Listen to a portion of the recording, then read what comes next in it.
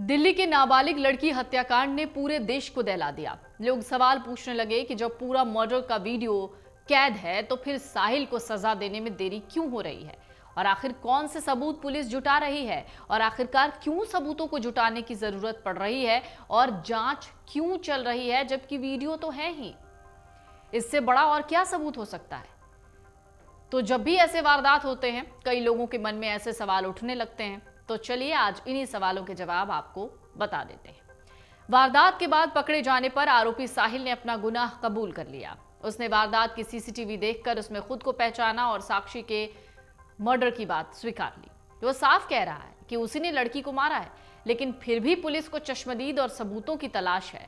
तो ऐसे में सवाल ये उठता है कि जब कातिल खुद कत्ल मान रहा है, कह रहा है उसी ने मर्डर किया है, तो फिर पुलिस इतनी कवायद क्यों कर रही है। तो इसका जवाब कुछ ऐसा है।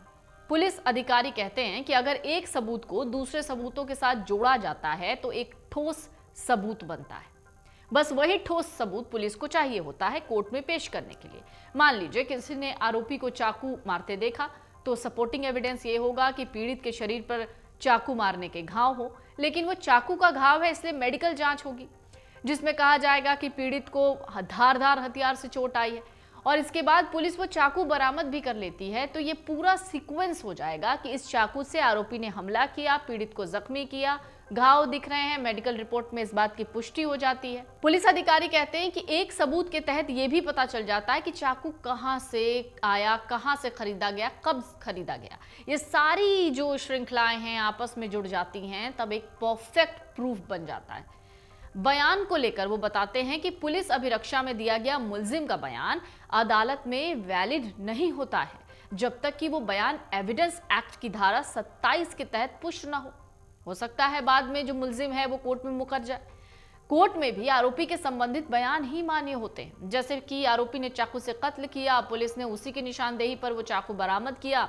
इसके बाद आरोपी कोर्ट को घटना के बारे में बताएगा, लेकिन वहां उसके बयान का वो हिस्सा ही मान्य होगा जिसमें वो कह रहा है कि जो चाकू पुलिस ने बरामद किया है उसी से मैंने हत्या की वारदात को अंजाम दिया। इस वजह से पुलिस ज्यादा से ज्यादा सबूत जुटाती है, कोशिश करती है कोई एक ऐसा एंगल ना छूटे, मतलब पूरी तरीके से पुख्ता ठोस सबूत। जांच के जो विशेषज्ञ हैं वो कहते हैं कि अगर मुल्जिम पुलिस के सामने कह रहा है कि मैंने अपराध किया, मैंने किसी को मारा है, मैं ही मुल्जिम हूं, तो पुलिस के सामने दिए गए उसके ये बयान अदालत में कोई मायने नहीं रखते। इसके लिए पुलिस को अगर ये भरोसा है कि आरोपी अदालत के सामने वही बयान देगा जो उसने पुलिस के सामने दिया है, तो वो अदालत में धारा 164 के तहत बयान दर्ज कराने की अर्जी लगाती है। इसके बाद अदालत में मुल्जिम को मजिस्ट्रेट के सामने पेश किया जाता है, जहां मजिस्ट्रेट उस मुल्जिम से पूछता है कि क्या तुम इकरार जुर्म करना चाहते हो। अगर मुल्जिम कहता है हाँ, तो मजिस्ट्रेट उसे ये बताते हैं कि ये तुम्हारे खिलाफ भी जा सकता है।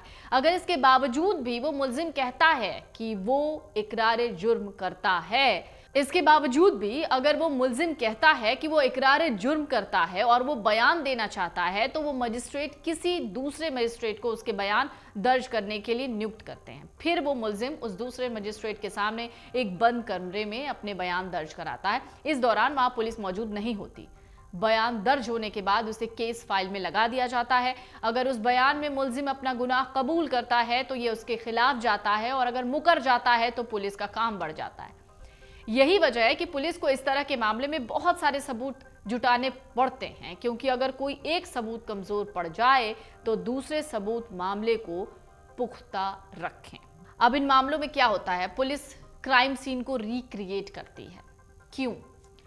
दरअसल पुलिस ये पता करती है कि वास्तविक स्थिति क्या थी। जैसे किसी पीड़ित ने बयान दर्ज कराया, जैसे घटना का कोई वीडियो नहीं है, अगर सीसीटीवी वीडियो होता है तो पुलिस को जांच में आसानी हो जाती है।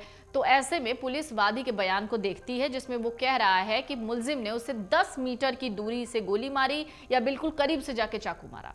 मेरा मुंह दूसरी तरफ था, मुल्जिम का मुंह दूसरी तरफ था, मुल्जिम मेरे लेफ्ट से अचानक से आया या नहीं आया, ये सारी चीज़ें चेक की जाती हैं जो क्राइम सीन रिक्रिएशन के वक्त पुलिस देखती है। अगर वहां से फायर किया जाएगा या चाकू से हमला किया जाएगा तो उसका नतीजा क्या होगा, ऐसे हालात में आगे क्या होता है, किस एंगल से गोली लग सकती है, चाकू मारा जा सकता है। पुलिस भले ही वहां गोली नहीं चलाएगी, लेकिन हर एक एंगल से उसकी जांच होती है। पुलिस ये भी देखती है कि अगर कोई इंसान वारदात को आसपास खड़े होकर देख रहा है तो वो किस एंगल पर था और उसने क्या देखा होगा। यही नहीं, सीन रिक्रिएट करने से पुलिस को ये पता चल जाता है कि कहां-कहां से सबूत मिल सकते हैं और किस तरह से वारदात को अंजाम दिया गया। इससे सबूतों को जुटाने में मदद मिलती है। आपराधिक मामलों के विशेषज्ञ भी यही कहते हैं कि सीसीटीवी फुटेज अदालत में मान्य सबूत यानी एडमिसिबल एविडेंस नहीं होते हैं। वारदात से जुड़े जैविक यानी बायोलॉजिकल, फॉरेंसिक, साइंटिफिक और फिजिकल सबूत किसी भी घटना के प्राथमिक सबूत माने जाते हैं। खून के नमूने, वारदात में इस्तेमाल किए गए हथियार की बरामदगी, घटनास्थल पर संयोग से रह गए या मिलने वाले फिंगरप्रिंट, खून के निशान, कुछ बाकी फॉरेंसिक या जैविक सबूतों के नमूने केवल क्राइम सीन रिक्रिएशन से ही मिलते हैं। तो सीसीटीवी फुटेज की अहमियत कॉर्पोरेटिव एविडेंस के तौर पर होती है, यानी सीसीटीवी फुटेज अपराध की कड़ियां जोड़ने में मददगार बन जाती हैं, लेकिन एकमात्र सबूत नहीं होती।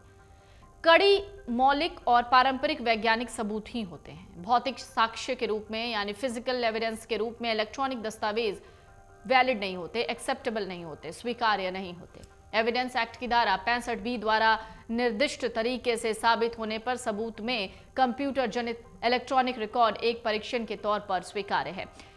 ये उन मामलों के संबंध में है जहां केस 100% इलेक्ट्रॉनिक साक्ष्य पर आधारित हैं और ऐसे में ये द्वितीयक साक्ष्य बयान के रूप में स्वीकार्य है। लेकिन इसका मतलब ये नहीं कि अगर सभी उपलब्ध हैं या सारे सबूत हैं तो प्राथमिक सबूत खोजने के लिए कानूनी कोशिशों को प्रभावित किया जाए। लेकिन इसका मतलब ये नहीं है कि अगर सब सबूत उपलब्ध हैं तो कुछ और भी एंगल्स निकलकर सामने आए। 65B कुछ नहीं बल्कि केवल एक प्रमाणीकरण है कि मामला इलेक्ट्रॉनिक साक्ष्य पर आधारित है और ये प्रमाणित किया जाता है कि ये ई स्रोत से उत्पन्न होता है जो सत्य और सही है, लेकिन सिर्फ इसलिए कि द्वितीय साक्ष्य उपलब्ध हैं और प्राथमिक को खोजने का प्रयास भी नहीं किया जा सकता। ये कुछ ऐसा है जो परीक्षण में दूसरे पक्ष को मदद दे देता है, यानी लाभ पहुंचाता है। परिस्थिति जन्य साक्ष्य पूरी तरह से केवल हेयरलाइन जैसा प्रभाव रखते हैं, लेकिन प्रत्यक्ष या प्राथमिक साक्ष्य और स्वतंत्र गवाहों के साथ पुष्टि होने पर इसका पूर्ण प्रभाव पड़ता है।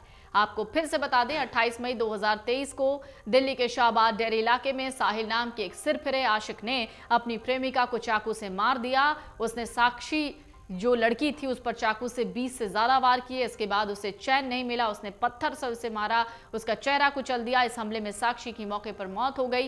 हैरानी की बात यह थी कि साहिल ने सरेआम लोगों के बीच इस खौफनाक वारदात को अंजाम दिया था। मन से उजाला कर चले, मन से उजाला कर चले, एक अमर उजाला कर चले।